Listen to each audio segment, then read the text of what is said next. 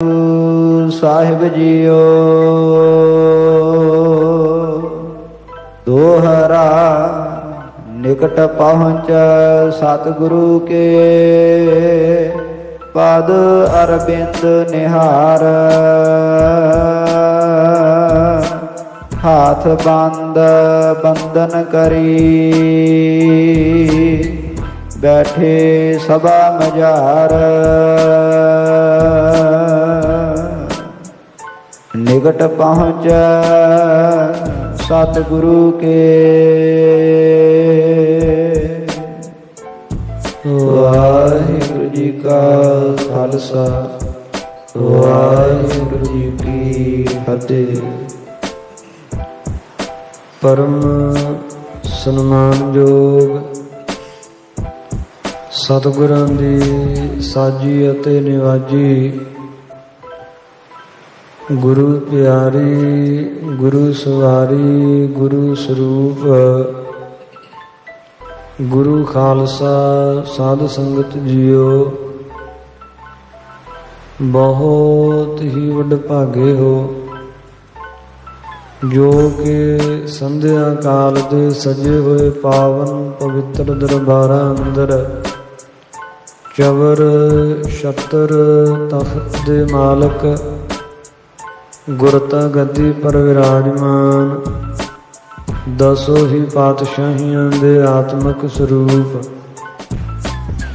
ਜਾਹਰਾ ਜਹੂਰ ਹਾਜ਼ਰਾ ਹਜੂਰ ਸਰਬ ਕਲਾ ਭਰਪੂਰ ਧੰਨ ਧੰਨ ਧੰਨ ਸਤਿਗੁਰੂ ਸਾਹਿਬ ਸ੍ਰੀ ਗੁਰੂ ਗ੍ਰੰਥ ਸਾਹਿਬ ਮਹਾਰਾਜ ਸਾਹਿਬ ਜੀ ਦੀਆਂ ਪਾਵਨ ਪਵਿੱਤਰ ਹਾਜ਼ਰੀਆਂ ਭਰ ਰਹੇ ਹੋ।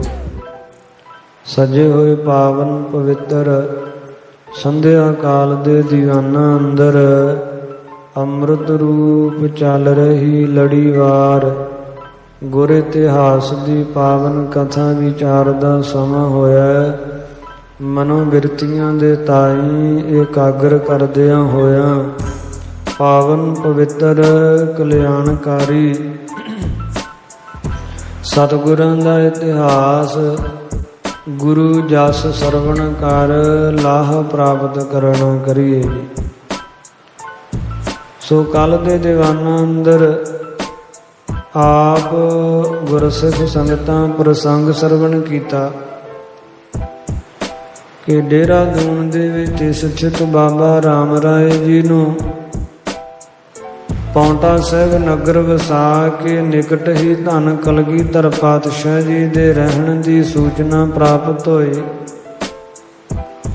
ਤੇ ਸੁਣ ਕੇ ਮਨ ਵਿੱਚ ਡਰਦੇ ਆਏ ਕਿ ਪ੍ਰਥਮ ਲਈਆਂ ਮੇਰੀਆਂ ਕੀਤੀਆਂ ਕੁਤਾਈਆਂ ਨੂੰ ਚਿਤਾਰਦਿਆਂ ਮੈਨੂੰ ਦੰਡ ਦੇਣ ਵਾਸਤੇ ਹੀ ਕਿਤੇ ਫੌਜਾਂ ਲੈ ਕੇ ਮੇਰੇ ਡੇਰੇ ਤੇ ਚੜ੍ਹਾਈ ਕਰਕੇ ਹੀ ਨਾ ਆ ਜਾਣ।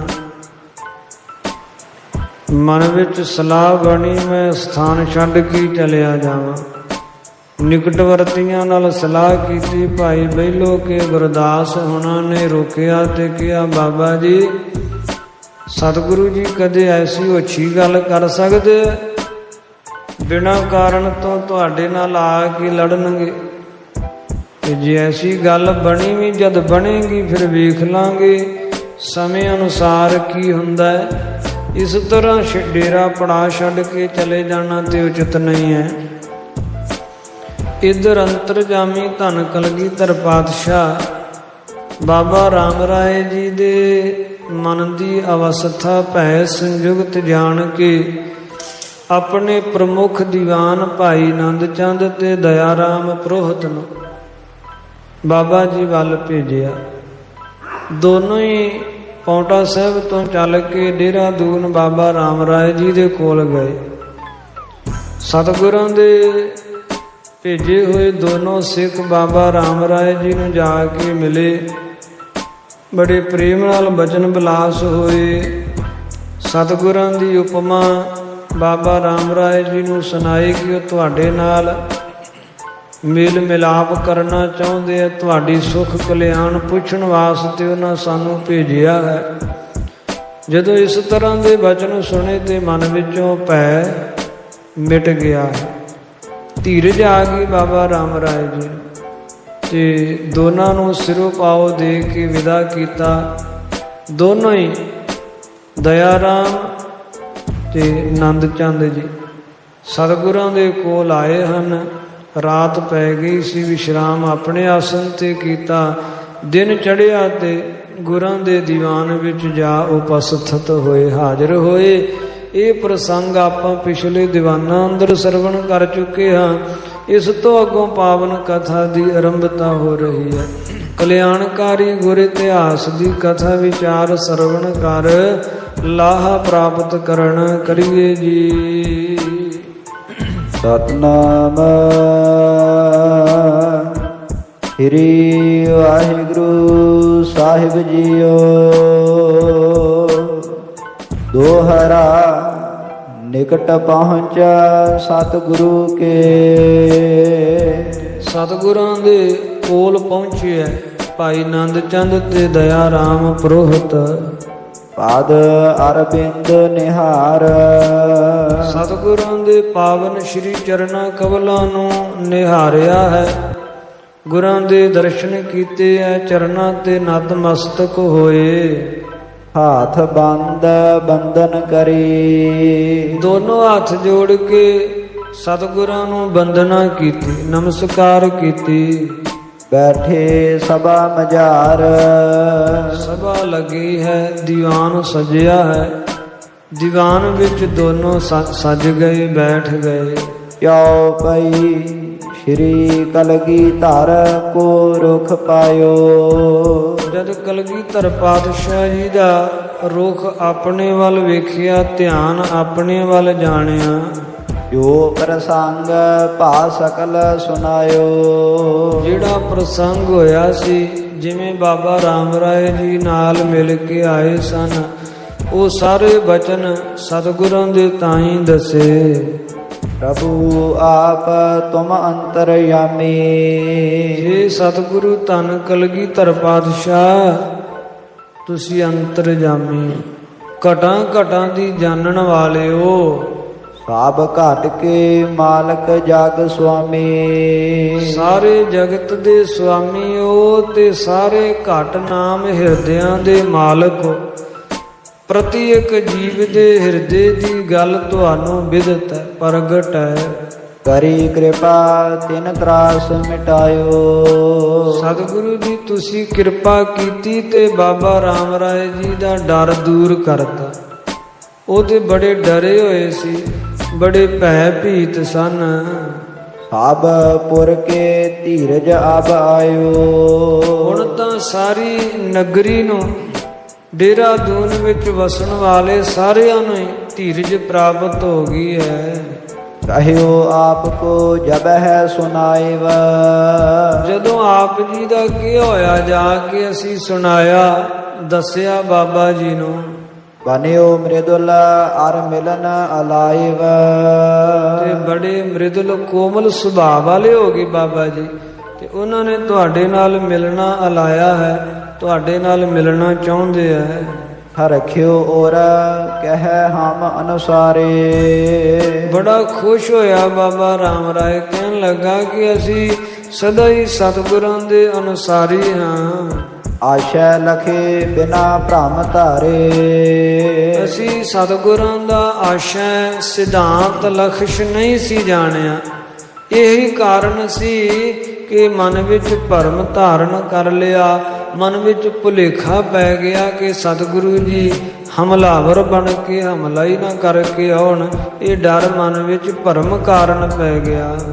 ਸੁਨਿਓ ਨਰਨ ਤੇ ਚੱਲਿਓ ਪਲਾਈ। ਸੋ ਸਤਿਗੁਰੂ ਜੀ ਅਸੀਂ ਤੇ ਦੇਹਰਾਦੂਨ ਜਾ ਕੇ ਵੀ ਸੁਣਿਆ ਕਿ ਬਾਬਾ ਰਾਮ ਰਾਏ ਜੀ ਤੇ ਉੱਥੋਂ ਪਲਾ ਚੱਲੇ ਚੱਲੇ ਸੀ।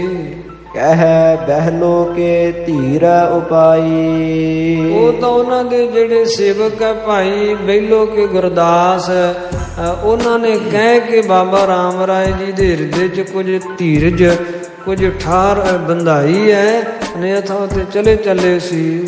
ਤਉ ਨਾ ਠਹਿਰਤ ਜਾਣਿਓ ਪਰ। ਜਿਹੋ ਜਿਹੀ ਹਾਲਤ ਤੇ ਜੈਸੇ ਹਾਲਾਤ ਅਸੀਂ ਜਾ ਕੇ ਵੇਖਿਆ, ਉਹਨਾਂ ਤੋਂ ਅਨੁਮਾਨ ਲਾਇਆ ਪੈਂਦਾ ਹੈ ਕਿ ਬਾਬਾ ਜੀ ਹੁਣ ਵੀ ਨਹੀਂ ਸੀ ਠਹਿਰਦੇ, ਚਲੇ ਜਾਂਦੇ। ਅਨਤੈ ਚਲਨ ਮਨੋਰਥ ਧਰੈ, ਕਿਉਂਕਿ ਉਹਨਾਂ ਦਾ ਹੋਰ ਥਾਂ ਜਾਣ ਦਾ ਮਨੋਰਥ ਬਣਿਆ ਹੋਇਆ ਸੀ, ਇੱਛਾ ਉਹਨਾਂ ਦੀ ਬਣੀ ਹੋਈ ਸੀ। ਆਸ਼ੈ ਤਿਸ ਕੋ ਜਾਣਿਓ ਜਾਈ, ਸੋ ਉਹਨਾਂ ਦਾ ਆਸ਼ਾ, ਉਹਨਾਂ ਦਾ ਲਖਸ਼, ਉਹਨਾਂ ਦੀਆਂ ਗੱਲਾਂ ਤੋਂ, ਉਹਨਾਂ ਦੇ ਬਚਨਾਂ ਤੋਂ ਜਾਣਿਆ ਪੈਂਦਾ ਸੀ। ਮਿਲਹਿ ਕਿਤਕ ਬਿਨ ਮਹਿ ਤੁਮ ਤਾਈ, ਸੋ ਮਿਲਹਿ ਕਿਤਕ ਬਿਨ ਤੁਮ ਤਾਈ, ਉਹ ਤੁਹਾਡੇ ਤਾਈ ਸਤਿਗੁਰੂ ਜੀ ਹੁਣ ਅਵਸ਼ ਹੀ ਮਿਲਣਗੇ, ਕਿੰਤੂ ਬਹੁ ਗਿਣਤੀ ਵਿੱਚ ਨਹੀਂ, ਇਕਾਂਤ ਵਿੱਚ ਤੁਹਾਨੂੰ ਮਿਲਣਗੇ। ਉਹ ਸਤਿਗੁਰ ਕਹਿਓ ਤਰਾਸ ਕਿਉਂ ਧਾਰਾ, ਸੁਣ ਕੇ ਸਤਿਗੁਰੂ ਜੀ ਕਹਿਣ ਲੱਗੇ, ਭਾਈ ਕਿਉਂ ਤਰਾਸ ਧਾਰਨ ਕੀਤਾ, ਕਿਉਂ ਮਨ ਵਿੱਚ ਭੈ ਰੱਖਿਆ ਬਾਬਾ ਜੀ ਨੇ। ਕਹਾਂ ਹਮਾਰੋ ਕਾਜ ਬਿਗਾਰਾ, ਉਹਨਾਂ ਨੇ ਸਾਡਾ ਕਾਰਜ ਵਿਗਾੜਿਆ ਹੀ ਕੀ ਹੈ, ਜੋ ਅਸੀਂ ਉਹਨਾਂ ਤੇ ਹਮਲਾਵਰ ਬਣਾਂਗੇ। ਵਸਹਿ ਨਿਸ਼ੰਕ ਦੂਨ ਕੇ ਮਾਹੀ, ਉਹ ਨਿਸ਼ੰਕ ਨਿਰਭੈ ਤੇ ਸੁਤੰਤਰਤਾ ਦੇ ਨਾਲ ਦੂਨ ਦੇ ਵਿੱਚ ਵਸ ਰਹੇ ਤੇ ਵਸਣ। ਬਿਨ ਕਾਰਨ ਕੁਛ ਕੋ ਕਹਿ ਨਾਹੀ, ਬਿਨਾਂ ਕਾਰਨ ਤੋਂ ਕੋਈ ਵੀ ਕਿਸੇ ਨੂੰ ਕੁਝ ਕਿਵੇਂ ਕਹਿ ਸਕਦਾ, ਫਿਰ ਅਸੀਂ ਬਿਨਾਂ ਕਾਰਨ ਤੋਂ ਕਿਉਂ ਕੁਝ ਕਹਾਂਗੇ। ਏਮ ਕਹਿ ਅਪਰ ਖਿਆਲ ਬਿਰਮਾਏ, ਇਸ ਤਰ੍ਹਾਂ ਕਹਿੰਦੇ ਆ ਕਲਗੀਧਰ ਪਾਤਸ਼ਾਹ ਹੋਰ ਖਿਆਲਾਂ ਵਿੱਚ ਬਿਰਮਾਏ ਲੱਗ ਗਏ ਐ, ਹੋਰ ਖਿਆਲ ਵਿੱਚ ਰਮ ਗਏ ਐ। ਨਗਰ ਪਾਮਟੇ ਨਰ ਸਮੁਦਾਏ, ਪੌਂਟਾ ਸਾਹਿਬ ਨਗਰ ਦੇ ਸਮੂਹ ਮਨੁੱਖ ਸੰਗਤਾਂ ਆਏ ਹਜ਼ਾਰਾਂ ਨਿਤ ਦਰਸੈ ਹੈ, ਹਜ਼ਾਰਾਂ ਹੀ ਲੋਕ ਆਉਂਦੇ ਐ, ਸੰਗਤਾਂ ਆਉਂਦੀਆਂ, ਗੁਰਸਿੱਖ ਆਉਂਦੇ, ਗੁਰਾਂ ਦੇ ਦੀਦਾਰ ਕਰਦੇ, ਸਤਿਗੁਰਾਂ ਦੇ ਦਰਸ਼ਨ ਕਰਦੇ। ਕਿਤਕ ਜਾਏ ਅਰ ਕਿਤਕ ਬਸੈ ਹੈ, ਕਈ ਦਰਸ਼ਨ ਕਰਕੇ ਚਲੇ ਜਾਂਦੇ ਤੇ ਕਈ ਸਤਿਗੁਰਾਂ ਦੇ ਕੋਲ ਕੁਝ ਦਿਨ ਰਹਿ ਪੈਂਦੇ। ਕਿਤਕ ਦੂਰ ਪੁਰ ਬਸੈ ਹੈ ਸਢੌਰਾ, ਇਹ ਪੌਂਟਾ ਸਾਹਿਬ ਤੋਂ ਕਿਤਨੀ ਕੁ ਦੂਰੀ ਤੇ ਸਾਧ ਸੰਗਤ ਇੱਕ ਸਢੌਰਾ ਨਾਮ ਦਾ ਨਗਰ ਵਸਦਾ ਹੈ। ਬੁੱਧੂ ਸ਼ਾਹੇ ਸਦਨ ਤਿਸ ਠੌਰਾ, ਸਢੌਰੇ ਨਗਰ ਦੇ ਵਿੱਚ ਭਾਈ ਬੁੱਧੂ ਸ਼ਾਹ ਦਾ ਸਦਨ ਸੀ, ਭਾਈ ਬੁੱਧੂ ਸ਼ਾਹ ਦਾ ਘਰ ਸੀ। ਮਾਗ ਖੁਦਾਏ ਕੋ ਪ੍ਰੇਮੀ ਅਹ, ਬੁੱਧੂ ਸ਼ਾਹ ਜੋ ਖੁਦਾ ਦੇ ਮਗ ਰਸਤੇ ਦਾ ਪ੍ਰੇਮੀ ਸੀ, ਅੱਲਾ ਦੇ ਮਾਰਗ ਤੇ ਚੱਲਣ ਵਾਲਾ, ਇਹ ਇੱਕ ਮੁਸਲਮਾਨ ਫਕੀਰ ਸੀ। ਸੰਤਨ ਸੰਗ ਮਿਲਨ ਚਿਤ ਚਹਿ, ਇਹ ਹਮੇਸ਼ਾ ਹੀ ਸੰਤ ਮਹਾਤਮਾ ਗਣਾਂ ਦੇ ਨਾਲ ਮਿਲਣ ਦੀ ਮਨ ਦੇ ਵਿੱਚ ਚਾਹਨਾ ਰਹਿੰਦੀ ਸੀ, ਤੇ ਚਾਹਨਾ ਸੰਯੁਗਤ ਸਾਧੂਆਂ ਸੰਤਾਂ ਦੀ ਸੰਗਤ ਕਰਦਾ ਰਹਿੰਦਾ ਸੀ ਬੁੱਧੂ ਸ਼ਾਹ ਫਕੀਰ। ਆਏ ਨਿਕਟ ਗੁਰੂ ਤਿਨ ਸੁਨੇ, ਬੁੱਧੂ ਸ਼ਾਹ ਨੇ ਸੁਣਿਆ ਕਿ ਕਲਗੀਧਰ ਪਾਤਸ਼ਾਹ ਜੀ ਇੱਥੇ ਨੇੜੇ ਹੀ ਉਹਨਾਂ ਨੇ ਜਮਨਾ ਨਦੀ ਦੇ ਕਿਨਾਰੇ ਤੇ ਨਾਣ ਦੇ ਵਿੱਚ ਆਪਣਾ ਸਥਾਨ ਬਣਾਇਆ ਹੋਇਆ ਪੌਂਟਾ ਸਾਹਿਬ। ਜਿਨ ਕੀ ਉਪਮਾ ਨਰ ਗਾਨ ਭਨੇ, ਜਿਨ੍ਹਾਂ ਦੀ ਉਪਮਾ ਬਹੁਤ ਮਨੁੱਖ ਕਰਦੇ, ਕਲਗੀਧਰ ਪਾਤਸ਼ਾਹ ਜੀ ਦੀ ਉਪਮਾ ਬਹੁਤ ਲੋਕਾਈ ਕਰਦੀ ਹੈ। ਸ੍ਰੀ ਨਾਨਕ ਗਾਦੀ ਕੋ ਮਾਲਿਕ, ਅਤੇ ਧੰਨ ਗੁਰੂ ਸ੍ਰੀ ਗੁਰੂ ਨਾਨਕ ਦੇ ਪਾਤਸ਼ਾਹ ਜੀ ਦੀ ਗੱਦੀ ਦੇ ਉਹ ਮਾਲਕ ਹਨ, ਗੁਰਦਾ ਸਿੰਘਾਸਨ ਤੇ ਸ਼ਸ਼ੋਭਤ ਹਨ। ਦੀਨ ਦੁਨੀ ਸਭ ਜਿਸ ਕੋ ਤਾਲਿਕ, ਦੀਨ ਤੇ ਦੁਨੀ, ਲੋਕ ਤੇ ਪ੍ਰਲੋਕ ਜਿਨ੍ਹਾਂ ਦੇ ਤਾਲਕ ਹੈ, ਜਿਨ੍ਹਾਂ ਦੇ ਅਧੀਨ ਹੈ, ਜਿਨ੍ਹਾਂ ਦੇ ਹੁਕਮ ਵਿੱਚ ਹੈ। ਇਸ ਪਰ ਕਿਰਪਾ ਕਰਹਿ ਅਦਕਾਏ, ਜਿਹਦੇ ਉੱਤੇ ਵੀ ਉਹ ਕਿਰਪਾ ਕਰ ਦਿੰਦੇ ਆ, ਜਿਹਦੇ ਉੱਪਰ ਵੀ ਵੱਡੀ ਬਖਸ਼ਿਸ਼ ਕਰ ਦਿੰਦੇ ਆ। ਮਾਗ ਖੁਦਾਈ ਕੋ ਦੇਤ ਬਤਾਏ, ਉਹਨੂੰ ਖੁਦਾ ਦਾ ਮਗ ਰਸਤਾ ਦੱਸ ਦਿੰਦੇ, ਉਹਨੂੰ ਅੱਲਾ ਦੀ ਪ੍ਰਾਪਤੀ ਦਾ ਰਸਤਾ ਵਿਖਾ ਦਿੰਦੇ ਆ। ਇਤਿਆਦਿਕ ਮਹਿਮਾ ਸੁਨ ਸ਼ਰੌਨ। ਇਤਿਆਦ ਸਤਿਗੁਰਾਂ ਦੀ ਮਹਿਮਾ ਬੁੱਧੂ ਸ਼ਾਹ ਨੇ ਕੰਨਾਂ ਵਿੱਚ ਸੁਣੀ ਹੋਈ ਸੀ। ਤਿਆਰੀ ਕਰੀ ਚਲਨ ਕੀ ਤੌਨ। ਜਦੋਂ ਸੁਣਿਆ ਕਿ ਨੇੜੇ ਉਹਨਾਂ ਨੇ ਜਮਨਾ ਦੇ ਕਿਨਾਰੇ ਤੇ ਨਾਨ ਦੇ ਵਿੱਚ ਸਥਾਨ ਪਾਉਂਟਾ ਸਾਹਿਬ ਬਣਾਇਆ, ਉੱਥੇ ਰਹਿ ਰਹੇ ਆ, ਤਾਂ ਸੁਣ ਕੇ ਦਰਸ਼ਨਾਂ ਦੀ ਇੱਛਾ ਹੋਈ ਤੇ ਚੱਲਣ ਦੀ ਤਿਆਰੀ ਕੀਤੀ ਸਢੌਰੇ ਤੋਂ। ਬ੍ਰਿੰਦ ਮੁਰੀਦ ਦੇਸ਼ ਮਹਿ ਜਿਸ ਕੇ। ਜਿਹਦੇ ਬਹੁਤ ਮੁਰੀਦ ਸਨ, ਬੜੇ ਚੇਲੇ ਸੀ ਬੁੱਧੂ ਸ਼ਾਹ ਫਕੀਰ ਦੇ ਦੇਸ਼ ਵਿੱਚ, ਇਲਾਕੇ ਵਿੱਚ। ਨਿਤ ਅਨੁਸਾਰ ਕਹੇ ਮਹਿ ਤਿਸ ਤੇ ਕੇ। ਨਿਤਾ ਪ੍ਰਤੀ ਹਮੇਸ਼ਾ ਬੁੱਧੂ ਸ਼ਾਹ ਦੇ ਕਹੇ 'ਚ ਚੱਲਦੇ ਸੀ, ਬੁੱਧੂ ਸ਼ਾਹ ਫਕੀਰ ਦੇ ਹੁਕਮ 'ਚ ਵਰਤਦੇ ਸੀ। ਇਤਕ ਇਕਤਰ ਕਰੇ ਬੁਲਵਾਏ।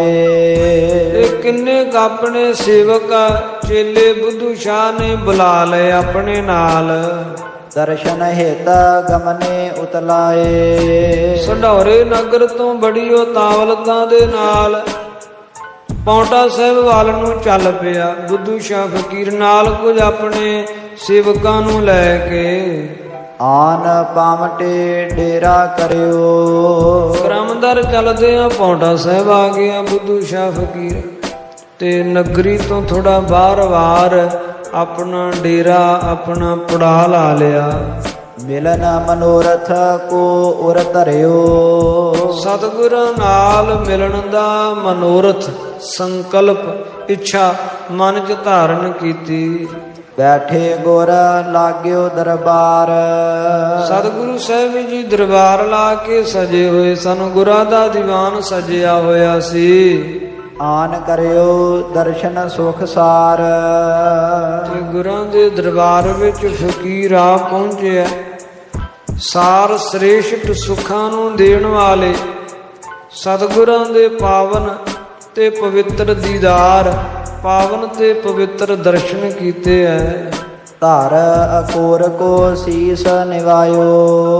ਗੁਰੂ ਚਰਨਾਂ ਕਵਲਾਂ ਤੇ ਅਕੋਰਾਂ ਰੱਖੀਆਂ, ਲਿਆਂਦੀਆਂ ਹੋਈਆਂ ਭੇਟਾਵਾਂ ਗੁਰਾਂ ਦੇ ਅੱਗੋਂ ਅਰਪਣ ਕਰਕੇ ਗੁਰੂ ਚਰਨਾਂ ਕਵਲਾਂ ਤੇ ਸੀਸ ਨਿਵਾਇਆ।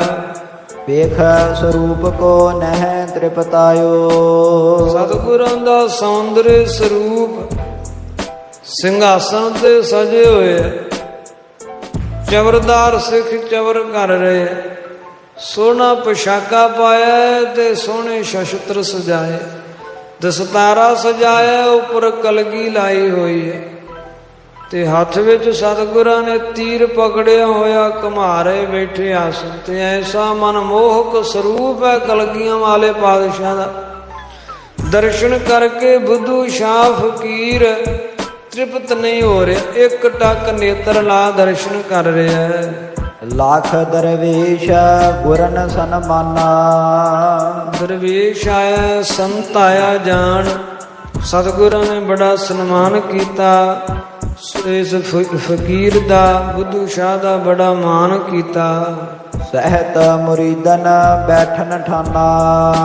ਆਪਣੇ ਮੁਰੀਦ ਚੇਲਿਆਂ ਸਹਿਤ ਗੁਰਾਂ ਨੂੰ ਨਮਸਕਾਰ ਕਰਕੇ ਦੀਵਾਨ ਵਿੱਚ ਬੈਠ ਗਿਆ ਫਕੀਰ। ਪੂਜਨ ਕਰੇ ਬਸਤ ਹੋ ਕਹਾ। ਸਤਿਗੁਰਾਂ ਪੁੱਛਿਆ, ਇਹ ਦਰਵੇਸ਼ ਜੀ ਤੁਸੀਂ ਕਿੱਥੇ ਰਹਿੰਦੇ ਹੋ? ਇਸ ਕਾਰਜ ਤੇ ਆਵਨ ਇਹਾ। ਕਿਸ ਕਾਰਜ ਵਸ ਇੱਥੇ ਆਏ ਹੋ ਤੁਸੀਂ? ਕੀ ਕੰਮ ਹੈ ਤੁਹਾਨੂੰ? ਅਹੋ ਕੌਣ ਕਿਆ ਨਾਮ ਤੁਮਾਰਾ। ਕੌਣ ਹੋ ਤੁਸੀਂ? ਤੁਹਾਡਾ ਨਾਮ ਕੀ ਹੈ? ਕਹੋ ਪ੍ਰਸੰਗ ਆਪਨੋ ਸਾਰਾ। ਆਪਣਾ ਸਾਰਾ ਪ੍ਰਸੰਗ ਤੁਸੀਂ ਕਹੋ, ਦੱਸੋ। ਸੁਣ ਕਰ ਜੋਰਤ ਬਾਕ ਬਖਾਨੋ। ਸੁਣ ਕੇ ਤੇ ਹੱਥ ਜੋੜ ਲੈ। ਹੱਥ ਜੋੜ ਕੇ ਤੇ ਬੁੱਧੂ ਸ਼ਾਹ ਫਕੀਰ ਕਹਿਣ ਲੱਗਾ, ਸੈਯਦ ਜਾਤ ਦੇਹ ਕੀ ਜਾਨੋ। ਇਹ ਸਤਿਗੁਰੂ ਜੀ, ਇਹ ਜਿਹੜੀ ਦੇਹੀ ਹੈ, ਇਹ ਜਿਹੜਾ ਸਰੀਰ ਹੈ, ਇਹ ਮੇਰੇ ਕੋਲ ਜਿਹੜਾ ਸਰੀਰ ਹੈ, ਇਹ ਸੈਯਦ ਜਾਤ ਦਾ ਹੈ, ਇਹ ਸੈਯਦ ਹੈ ਸਰੀਰ। ਸ਼ਹਿਰ ਸਢੌਰੇ ਮਹਿ ਘਰ ਹੈ। ਸਢੌਰੇ ਨਗਰ ਦੇ ਵਿੱਚ ਘਰ ਹੈ ਇਸ ਸਰੀਰ ਦਾ। ਇਹ ਸਰੀਰ ਸਢੌਰੇ ਨਗਰ ਵਿੱਚ ਰਹਿੰਦਾ ਹੈ। ਬੁੱਧੂ ਸ਼ਾਹ ਨਾਮ ਜਗ ਕਹੈ। ਇਹਦਾ ਨਾਮ ਬੁੱਧੂ ਸ਼ਾਹ ਜਗਤ ਕਹਿੰਦਾ ਹੈ। ਜਗਤ ਇਹਨੂੰ ਬੁੱਧੂ ਸ਼ਾਹ ਫਕੀਰ ਦੇ ਨਾਮ ਨਾਲ ਜਾਣਦਾ ਹੈ। ਮਹਿਮਾ ਸੁਣੀ ਘਨੀ ਬਹੁ ਦਿਨ ਤੇ। ਬਹੁਤ ਦਿਨਾਂ ਤੋਂ ਬਹੁਤ ਜ਼ਿਆਦਾ ਆਪ ਜੀ ਦੀ ਮਹਿਮਾ ਸੁਣੀ, ਉਪਮਾ ਸੁਣੀ। ਕਹਿਤ ਮਿਲਨ ਕੋ ਪ੍ਰੀਤੀ ਮਨ ਤੇ। ਮਨ ਕਰਕੇ ਪ੍ਰੇਮ ਆਪ ਜੀ ਦੇ ਚਰਨਾਂ ਕਵਲਾਂ ਪ੍ਰਤੀ ਉਤਪੰਨ ਹੋਇਆ ਤੇ ਮਿਲਣ ਦੀ ਇੱਛਾ ਜਾਗੀ। ਆਬ ਹਜ਼ੂਰ ਨੇ ਮਿਲਨ ਕੀਨ। ਤੇ ਹੁਣ ਤੁਸੀਂ ਕਿਰਪਾ ਕਰ ਦਿੱਤੀ, ਤੁਹਾਡੀ ਰਹਿਮਤ ਹੋ ਗਈ ਤੇ ਤੁਹਾਡੇ ਨਾਲ ਮਿਲਾਪ ਹੋ ਗਿਆ। ਬਨ ਹੈ ਨਾ ਬਿਸ਼ਰਨ ਮੈਂ ਲੱਖ ਲੀਨ। ਤੇ ਮੈਂ ਲੱਖ ਲਿਆ ਹੁਣ ਮਨ ਵਿੱਚ। ਇਹ ਮੇਲ ਐਸਾ ਹੋ ਗਿਆ ਹੁਣ ਵਿਛੋੜਾ ਹੋਵੇਗਾ ਹੀ ਨਹੀਂ। ਐਸੀ ਮਿਲਨੀ ਆਬ ਮਿਲ ਗਇਓ। ਤੁਹਾਡੀ ਕਿਰਪਾ ਵਰਤੀ ਹੈ, ਅੱਲਾ ਦੀ ਮਿਹਰ ਹੋਈ ਹੈ। ਐਸੀ ਮਿਲਣੀ ਮਿਲ ਗਏ ਹੁਣ ਆਪ ਜੀ ਨਾਲ। ਲੈ ਦਰਸ਼ਨ ਕੋ ਮਨ ਦੇ ਦਇਓ। ਆਪ ਜੀ ਦੇ ਦਰਸ਼ਨ ਕੀਤੇ ਐ, ਮਨ ਦੇ ਦਿੱਤਾ। ਮਨ ਦੇ ਕੇ ਦਰਸ਼ਨ ਪ੍ਰਾਪਤ ਕਰ ਲਏ ਐ। ਐਸੀ ਮਿਲਣੀ ਹੋ ਗਈ ਹੈ, ਐਸਾ ਮੇਲ ਹੋ ਗਿਆ ਹੈ। ਆਸ ਵਿਵਹਾਰ ਬਿਨਾ ਮੁਖ ਬੋਲੇ। ਬਿਨਾ ਮੁਖੋਂ ਕੁਝ ਬੋਲਿਆ ਤੇ ਬਿਨਾ ਹੀ ਕੁਝ ਕਿਹਾ। ਐਸਾ ਵਿਵਹਾਰ ਹੋ ਗਿਆ। ਮਨ ਦੇ ਦਿੱਤਾ ਹੈ, ਦਰਸ਼ਨ ਲੈ ਲਏ ਹੈ। ਐਸਾ ਵਿਵਹਾਰ ਕਰ ਲਿਆ ਆਪ ਜੀ ਦੇ ਨਾਲ। ਹੋਏ ਚੁੱਕਿਓ ਤੂਰਨ ਬਿਨ ਤੋਲੇ। ਬਿਨਾ ਤੋਲੇ ਬਿਨਾ ਵਿਚਾਰੇ ਤੋਂ ਇਹ ਤਾਂ ਹੁਣ ਹੋ ਗਿਆ। ਇਹ ਵਿਵਹਾਰ ਤਾਂ ਹੋ ਗਿਆ। ਮਨ ਦੇ ਦਿੱਤਾ ਤੁਹਾਨੂੰ ਤੇ ਤੁਹਾਡੇ ਦਰਸ਼ਨ ਲੈ ਲਏ ਹੈ। ਹੁਣ ਐਸਾ ਮੇਲ ਹੋ ਗਿਆ, ਮੈਂ ਮਨ ਵਿੱਚ ਲੱਖ ਰਿਹਾ ਹਾਂ ਕਿ ਹੁਣ ਇਹ ਵਿਛੜਨਾ ਨਹੀਂ ਹੋਵੇਗਾ। ਜਿਸ ਤੇ ਫੇਰ ਨਾ ਫਿਰਨਾ ਹੋਏ। ਜਿਸ ਮੇਲ ਕਾਰਨ ਹੁਣ ਫੇਰ ਦੁਬਾਰਾ ਫਿਰਨਾ, ਇਹ ਜਿਹੜਾ ਮੁੜਨਾ ਭਾਵ ਘੁੰਮਣਾ ਹੈ ਨਾ ਦੁਨੀਆ ਵਿੱਚ, ਇਹ ਨਹੀਂ ਹੋਵੇਗਾ। ਬਹੁ ਦਿਨ ਕੇ ਦਾਰਿਦ ਦੁਖ ਖੋਏ। ਬਹੁਤ ਦਿਨਾਂ ਦੇ ਭਾਵ ਦੀਰਘ ਕਾਲ, ਲੰਮੇ ਸਮੇਂ ਦੇ ਜਿਹੜੇ ਦੁੱਖ ਸੀ ਜੰਮਣ ਮਰਨ ਦੇ ਤੇ ਦਰਿਦਰ ਸੀ ਅਗਿਆਨ ਰੂਪ, ਉਹ ਹੁਣ ਸਾਰਾ ਖੋਏ ਮਿਟ ਗਿਆ ਹੈ ਅਥਵਾ ਤੁਸੀਂ ਮੇਟ ਦਿਓਗੇ। ਉਕਤ ਜੁਗਤ ਸਤਿਗੁਰ ਜਬ ਸੁਣੀ। ਉਕਤੀਆਂ ਜੁਗਤੀਆਂ ਸਹਿਤ ਸਤਿਗੁਰਾਂ ਨੇ ਇਹ ਸੰਤ ਦੀ ਫਕੀਰ ਦੀ ਬਾਣੀ ਸੁਣੀ। ਅਥਵਾ ਜੁਗਤ ਸ੍ਰੇਸ਼ਟ ਜੁਗਤੀ ਸਹਿਤ ਉਕਤੀ ਜਿਹੜੀ ਉਕਤ ਹੈ, ਕਹਿਵਤ ਹੈ ਇਸ ਬੁੱਧੂ ਸ਼ਾਹ ਫਕੀਰ ਦੀ, ਉਹ ਸਤਿਗੁਰਾਂ ਸੁਣੀ। ਰੀਜ ਮੌਜ ਕਰਨਾ ਕੀ ਕਨੀ। ਸਤਿਗੁਰੂ ਜੀ ਬੜੇ ਰੀਝੇ, ਬੜੇ ਪ੍ਰਸੰਨ ਹੋਏ ਤੇ ਪ੍ਰਸੰਨ ਹੋ ਕੇ ਗੁਰਾਂ ਮੌਜ ਨਾਲ, ਆਪਣੀ ਖੁਸ਼ੀ ਦੇ ਨਾਲ ਕਰਨਾ ਕੀ ਕਣੀ, ਬਹੁਤ ਕਿਰਪਾ ਕੀਤੀ ਬੁੱਧੂ ਸ਼ਾਹ ਫਕੀਰ ਦੇ ਉੱਪਰ। ਗੁਰ ਦਰਬਾਰ ਰਹਿਓ ਲੱਗ ਜਾਵਤ। ਜਿੰਨਾ ਚਿਰ ਤੱਕ ਗੁਰਾਂ ਦਾ ਦਰਬਾਰ ਸਜਿਆ ਰਿਹਾ, ਲੇਤ ਰਹਿਓ ਦਰਸ਼ਨ ਕੋ ਤਾਵਤ। ਉਹਨਾਂ ਚਿਰ ਗੁਰਾਂ ਦੇ ਦਰਸ਼ਨ ਕਰਦਾ ਰਿਹਾ, ਗੁਰਾਂ ਦੇ ਦੀਦਾਰ ਕਰਦਾ ਰਿਹਾ। ਕੋਨ ਉਠ ਪ੍ਰਭ ਜੀ ਭਏ ਇਕੰਤ। ਜਦੋਂ ਦਰਬਾਰ ਬਰਖਾਸਤ ਕੀਤਾ, ਸਤਿਗੁਰੂ ਜੀ ਦਰਬਾਰ ਦੀ ਸਮਾਪਤੀ ਉਪਰੰਤ ਉੱਠੇ ਹਨ। ਉੱਠ ਕੇ ਸਤਿਗੁਰੂ ਜੀ ਇਕਾਂਤ ਵਿੱਚ ਚਲੇ ਗਏ। ਸਭ ਨਿਜ ਥਾਨ ਗਏ ਹਰਖੰਤ। ਸਾਰੇ ਆਪੋ ਆਪਣੇ ਸਥਾਨਾਂ ਤੇ ਪ੍ਰਸੰਨਤਾ ਪੂਰਵਕ ਚਲੇ ਗਏ। ਨੰਦ ਚੰਦ ਕੋ ਕਹਿਓ ਸੁਨਾਈ। ਤਦੋਂ ਸਤਿਗੁਰਾਂ ਨੇ ਭਾਈ ਨੰਦ ਚੰਦ ਜੀ ਨੂੰ ਸੁਣਾਇਆ, ਕਿਹਾ ਸੈਯਦ ਕੀ ਸੁਧ ਲੀਜਹਿ ਜਾਈ। ਨੰਦ ਚੰਦ ਜੀ, ਇਹ ਜਿਹੜਾ ਸੈਯਦ ਫਕੀਰ ਹੈ ਨਾ, ਇਹਦੀ ਜਾ ਕੇ ਸਾਰੀ ਸੁਧ ਖਬਰਸਾਰ ਲਓ ਤੁਸੀਂ। ਆਸ਼ੇ ਥਾਨ ਕਰਾਏ ਨਵੇਸ਼। ਸੋਹਣੇ ਸਥਾਨ ਤੇ ਬੁੱਧੂ ਸ਼ਾਹ ਫਕੀਰ ਦਾ ਆਸਣ ਲਗਵਾਓ। ਖਾਨ ਪਾਨ ਪਹੁੰਚਾਏ ਅਸ਼ੇਸ਼। ਤੇ ਹਰ ਤਰ੍ਹਾਂ ਦੇ ਨਾਲ ਜਲ ਪਾਣੀ ਦੀ ਸੇਵਾ ਕਰੋ। ਭੋਜਨ ਪ੍ਰਸ਼ਾਦਾ ਆਦ ਲੋੜੀ ਦੀ ਵਸਤੂ ਸਾਰੀ ਭੇਜੋ। ਪ੍ਰਿੰਦ ਮੁਰੀਦ ਸੰਗ ਜਿਸ ਹੈ। ਫਿਰ ਜਿਹਦੇ ਨਾਲ ਮੁਰੀਦ ਬਹੁਤ ਹੈ, ਚੇਲੇ ਬਹੁਤ ਹੈ ਫਕੀਰ ਦੇ। ਔਰ ਘਰ ਮਹਿ ਸ਼ਰਧਾ ਉਰ ਲਹਿ। ਜਿਨ੍ਹਾਂ ਦੇ ਮਨ ਵਿੱਚ ਗੁਰੂ ਘਰ ਪ੍ਰਤੀ ਬੜੀ ਸ਼ਰਧਾ ਹੈ, ਬੜੀ ਭਾਵਨਾ ਹੈ। ਸੁਨ ਦੀਵਾਨ ਸਭ ਵਸਤ ਪੁਚਾਈ। ਸੁਣ ਕਰਕੇ ਦੀਵਾਨ ਨੇ ਗੁਰੂ ਹੁਕਮ ਨੂੰ ਸਿਰ ਮੱਥੇ ਤੇ ਧਾਰਨ ਕਰਦਿਆਂ ਹੋਇਆਂ ਬੁੱਧੂ ਸ਼ਾਹ ਫਕੀਰ ਦੀ ਹਰ ਤਰ੍ਹਾਂ ਦੇ ਨਾਲ ਆਓ ਭਗਤ ਕਰਦਿਆਂ ਸਾਰੀਆਂ ਵਸਤੂਆਂ ਭੇਜੀਆਂ। ਸੁਖ ਸਮੇਤ ਨਿਸ ਤਿਨਹੁ ਬਿਤਾਈ। ਤੇ ਸੁਖ ਸੰਯੁਗਤ ਨਿਸ ਰਾਤ ਉਹਨਾਂ ਬਤੀਤ ਕੀਤੀ। ਰਾਤ ਹੋਤ ਗੁਰ ਚੜੇ ਅਖੀਰ। ਸਵੇਰ ਹੋਈ ਤੇ ਸਤਿਗੁਰੂ ਜੀ ਸ਼ਿਕਾਰ ਖੇਲਣ ਚੜੇ। ਜੁਰਰੇ ਬਾਜ ਸਮਾਜ ਵਡੇਰ। ਜਿਨ੍ਹਾਂ ਦੇ ਨਾਲ ਜੁਰਰੇ ਜਿਹੜੇ ਨਰ ਬਾਜ ਹੁੰਦੇ ਐ, ਨਰ ਮਾਦਾ ਆਦਿ ਹੁੰਦੇ ਨੇ ਬਾਜਾਂ ਵਿੱਚ। ਸੋ ਜੁਰਰੇ ਬਾਜ ਤੇ ਸਮਾਜ ਵਡੇਰ ਇਤਿਆਦ ਸ਼ਿਕਾਰ ਦਾ ਸਮਾਜ ਬਹੁਤ ਨਾਲ ਲਿਆ। ਪੰਚਹੁ ਭਰਾਤ ਤੁਰੰਗ ਅਰੂਡੇ। ਪੰਜੇ ਭਰਾ ਜਿਹੜੇ ਆ ਗੁਰਾਂ ਦੇ ਭੂਆ ਦੇ ਪੁੱਤਰ ਭਾਈ ਸੰਗੋ ਸ਼ਾਹ ਜੀਤ ਮਲ ਹੋਣੀ, ਉਹ ਵੀ ਘੋੜਿਆਂ ਤੇ ਸਵਾਰ ਹੋ ਕੇ ਗੁਰਾਂ ਦੇ ਨਾਲ ਚੱਲ ਪਏ। ਸੈਨ ਸੰਗ ਗਮਨੇ ਬਨ ਗੂੜੇ। ਸੈਨਾ ਵੀ ਨਾਲ ਚੱਲ ਪਈ। ਬਨ ਗੂੜੇ, ਗੂੜੇ ਨਾਮ ਸੰਘਣੇ, ਬਨ ਨਾਮ ਜੰਗਲ ਵਿੱਚ, ਸੰਘਣੇ ਜੰਗਲ ਵਿੱਚ ਗਏ। ਤਬ ਸਤਿਗੁਰ ਆਰੋਹੇ ਮਤੰਗੰ। ਕਦੇ ਸਤਿਗੁਰੂ ਜੀ ਮਤੰਗ ਹਾਥੀ ਤੇ ਸਵਾਰ ਹੋ ਕੇ ਜਾਂਦੇ। ਕਬਹੁ ਚੰਚਲ ਬਲੀ ਤੁਰੰਗੰ। ਕਦੇ ਸਤਿਗੁਰੂ ਜੀ ਚੰਚਲ ਤੇ ਬਲੀ ਤੁਰੰਗ ਘੋੜੇ ਤੇ ਸਵਾਰ ਹੁੰਦੇ। ਸੁਨਹਿ ਸ਼ੇਰ ਤਿਤ ਕੋ ਚੜ ਜਾਵੇ।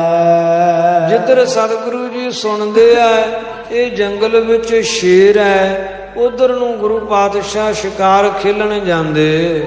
ਨਿਜ ਸੁਬਟਨ ਕੋ ਕਹਿ ਹਤਵਾਵੇ। ਆਪਣੇ ਸੁਬਟ ਸੂਰਮਿਆਂ ਨੂੰ ਕਹਿ ਕੇ ਤੇ ਹਤਵਾਵੇਂ ਸ਼ੇਰ ਦਾ ਸ਼ਿਕਾਰ ਕਰਵਾਉਂਦੇ ਅਥਵਾ ਸਵੈਮ ਕਰਦੇ। ਅਨਕ ਜਾਤ ਕੇ ਮ੍ਰਿਗ ਸਮੁਦਾਇਆ। ਅਨੇਕ ਜਾਤੀਆਂ ਦੇ ਮਿਰਗ ਹਿਰਨ ਵੀ ਬਹੁਤ ਜ਼ਿਆਦਾ। ਰੋਜ ਚੰਖਾਰਨ ਕੇਤਕ ਆਇਆ। ਰੋਜ਼ ਨੀਲ ਗਾਈਆਂ ਚੰਖਾਰਨ 12 ਸਿੰਘੇ ਕੇਤਕ ਕਿੰਨੇ ਕੁ ਜਿਹੜੇ ਆ ਜੰਗਲਾਂ ਵਿੱਚ ਵਿਚਰਨ ਵਾਲੇ ਜੰਗਲੀ ਜੀਵ, ਇਹਨਾਂ ਦਾ ਗੁਰੂ ਸ਼ਿਕਾਰ ਕਰਦੇ।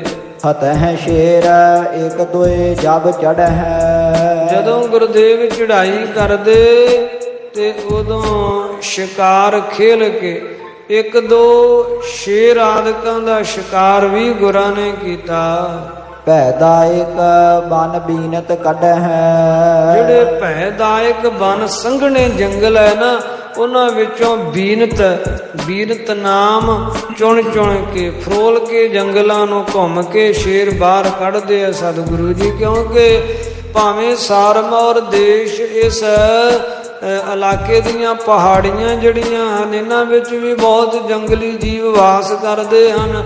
ਪਰ ਇੱਥੋਂ ਜਦ ਪਰ ਗਾਂ ਸ਼ਿਵਾਲਕਾਂ ਦੀਆਂ ਪਹਾੜੀਆਂ ਨੂੰ ਗੁਰਦੇਵ ਚਲੇ ਜਾਂਦੇ ਹਨਗੇ, ਪਰ ਹਰਿਦੁਆਰ ਵੱਲ ਨੂੰ, ਤਾਂ ਉਧਰਲੀਆਂ ਪਹਾੜੀਆਂ ਵਿੱਚ ਜਿਹੜੇ ਆ ਐਸੇ ਸ਼ੇਰ ਆਦਿ ਬਹੁਤ, ਕਿਉਂਕਿ ਉਹ ਜ਼ਿਆਦੇ ਸੰਘਣੇ ਜੰਗਲ ਸਨ।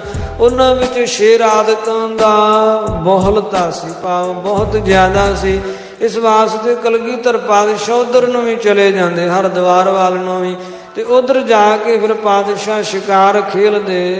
ਏਕ ਜਾਮ ਜੁਗ ਜਾਮ ਬਿਹਾਰੈ। ਕਦੇ ਇੱਕ ਪਹਿਰ ਜੰਗਲ ਵਿੱਚ ਵਿਚਰਦੇ, ਕਦੇ ਜੁਗ ਜਾਮ ਦੋ ਪਹਿਰ ਜੰਗਲ ਵਿੱਚ ਲੰਘ ਜਾਂਦੇ। ਜੇਤ ਕਿਤ ਖੇਲਤ ਰੌਰ ਪਸਾਰੈ।